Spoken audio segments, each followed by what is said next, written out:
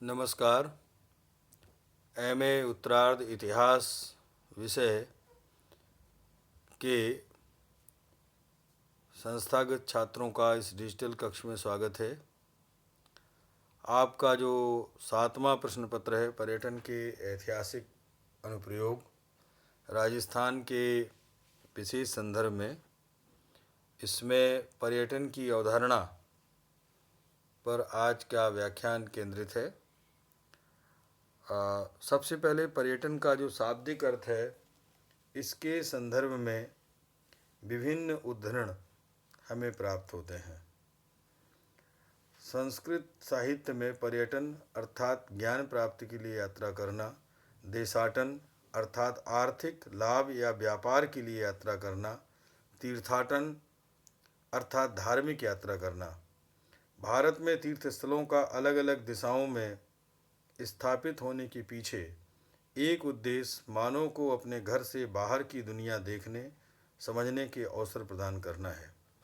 हम पर्यटन को 4 अक्षरों के अर्थ में सीमाबद्ध नहीं कर सकते, क्योंकि यह एक ऐसा शब्द है जिसमें पूरा संसार समाया हुआ है। इसमें भौगोलिक, सामाजिक, राजनीतिक, आर्थिक, धार्मिक, सांस्कृतिक इतिहास के अनेक पहलू छिपे हुए हैं। साथ ही व्यक्तित्व विकास का मनोविज्ञान भी विद्यमान है। आज इस कोविड-19 के दौर में डिजिटल टूरिज्म की भी बात होने लग गई है। अंग्रेजी शब्द टूरिज्म अर्थात पर्यटन, इस शब्द का संबंध टूर से है। यह शब्द लैटिन भाषा से है और इसे यात्रा के संदर्भ में प्रयोग किया गया है। शब्दों के अनुसंधानों से ज्ञात होता है कि लगभग 1643 ईस्वी में इस शब्द का प्रयोग विभिन्न स्थानों की यात्रा, मनोरंजन, भ्रमण, स्वास्थ्य लाभ आदि के लिए किया गया था। यह भी कहा जाता है कि टूर एक हिब्रू शब्द से लिया गया है। यह शब्द तोरन है। इसका अर्थ है अध्ययन या खोज। तोराह TORAH यहूदियों के विधान से संबंधित है। इस प्रकार टूरिज्म को विभिन्न अर्थों में देखा जाता है। यहूदी विधान यहूदियों के रहन सहन, रीति रिवाज, परंपराओं का वर्णन करता है। पर्यटन लोगों में सूझबूझ और सांस्कृतिक विनिमय की एक प्रभावशाली मंच है।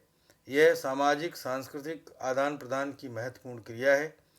पर्यटन एक रास्ता को तोड़कर जीवन में परिवर्तन लाता है।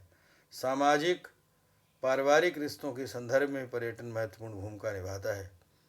पर्यटन अपने निवास स्थान से दूरस्थ स्थानों की अल्पकालिक यात्रा है। यह अंतर्राष्ट्रीय एवं घरेलू हो सकता है। समय के साथ साथ पर्यटन का विकास होता गया। वैश्वीकरण के इस युग में यह एक उद्योग के रूप में स्थापित हुआ है।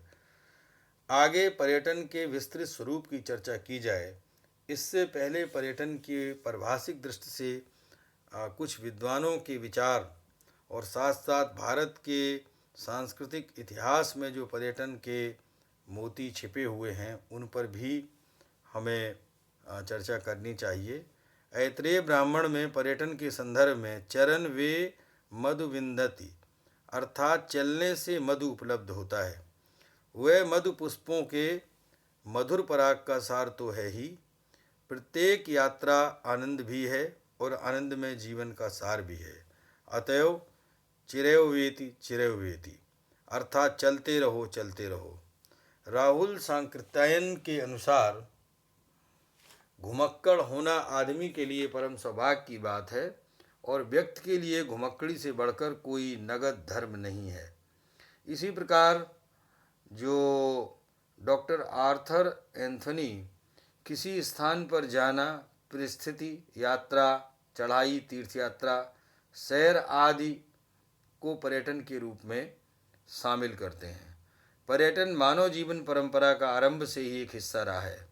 गुरुदेव रविंद्रनाथ ठाकुर ने एक स्थान पर घर और पथ इन 2 शब्दों की चर्चा करते हुए कहा है कि घर का मतलब है पयेछी, अर्थात जो लोग घर में रहना चाहते हैं उनका मनोभाव ऐसा होता है मानो मुझे सब कुछ मिल गया है, मैंने सब कुछ पा लिया है।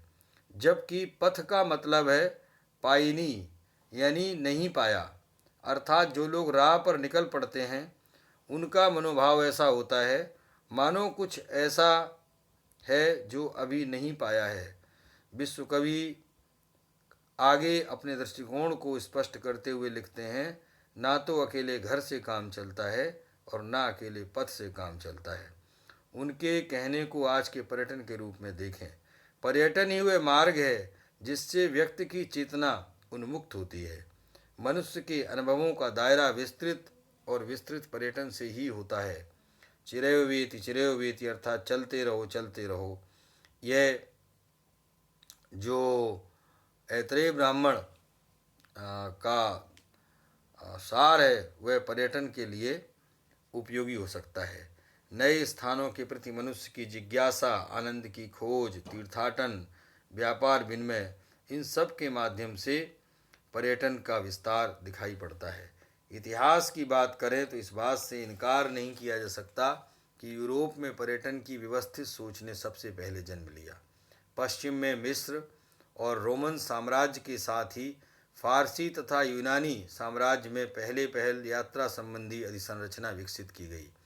भारत में तीर्थाटन से देशाटन की सोच का विस्तार हुआ।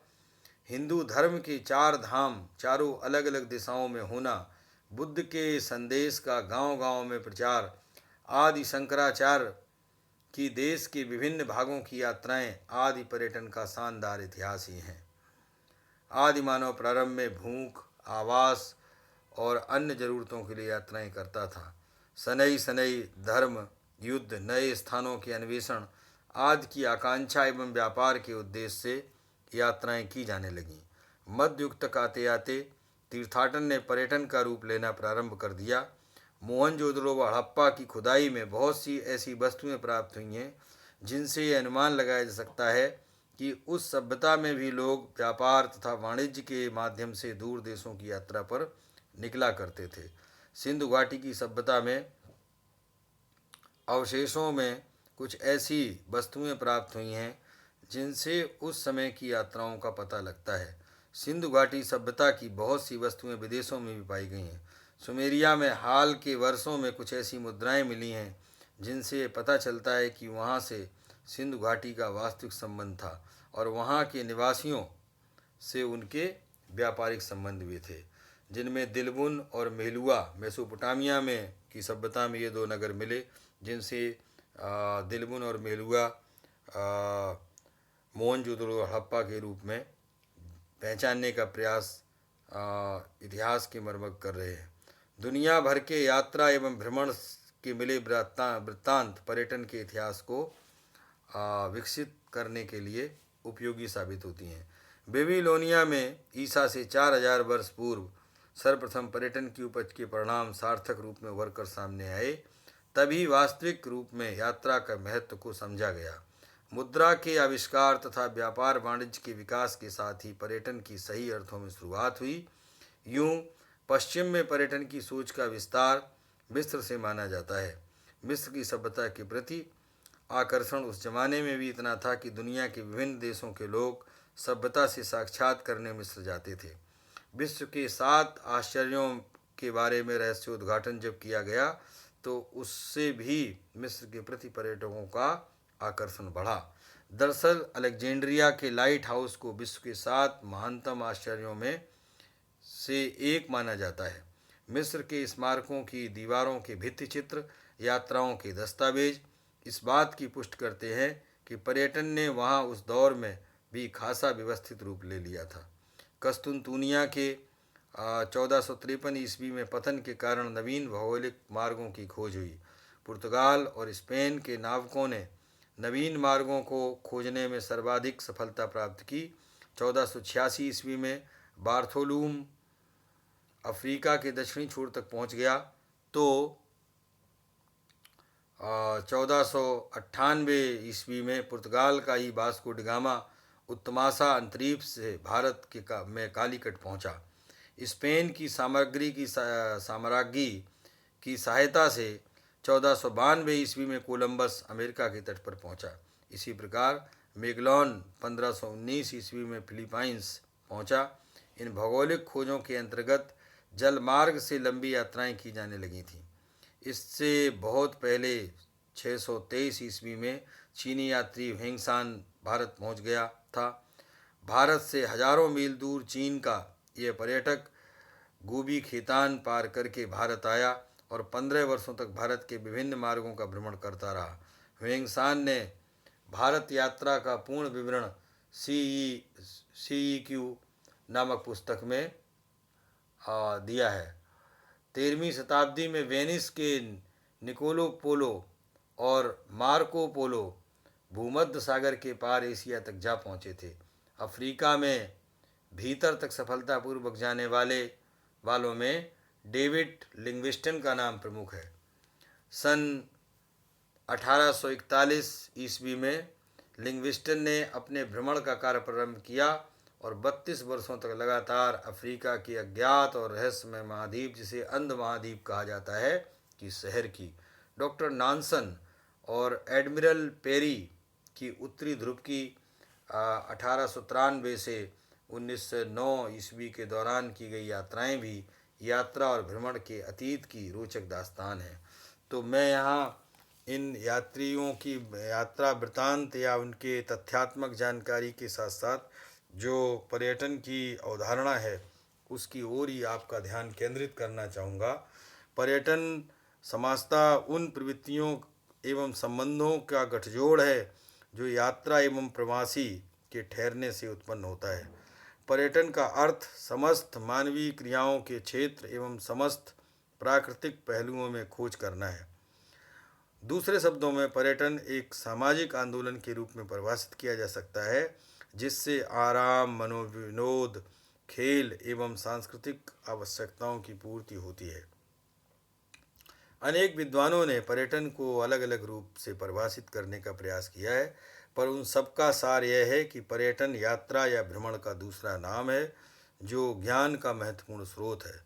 इस माध्यम से हम इतिहास, समाज, संस्कृति, रीति रिवाज, स्थापत्य कला, मूर्तिकला, चित्रकला के साथ साथ मानव की उपलब्धियों को गहराई से समझ सकते हैं। तो पर्यटन की इस अवधारणा में आगे जो महत्वपूर्ण बात है वो यह है कि द्वितीय विश्व युद्ध के बाद जो पर्यटन में विस्तार हुआ उसने विश्व के विभिन्न देशों की अर्थव्यवस्था में क्रांति ला दी। अब राष्ट्रीय स्तर से ऊपर उठकर इसने अंतर्राष्ट्रीय स्वरूप ग्रहण किया है, जिससे यह आज विश्व का प्रथम कोटि का उत्पादक उद्योग माना जाता है।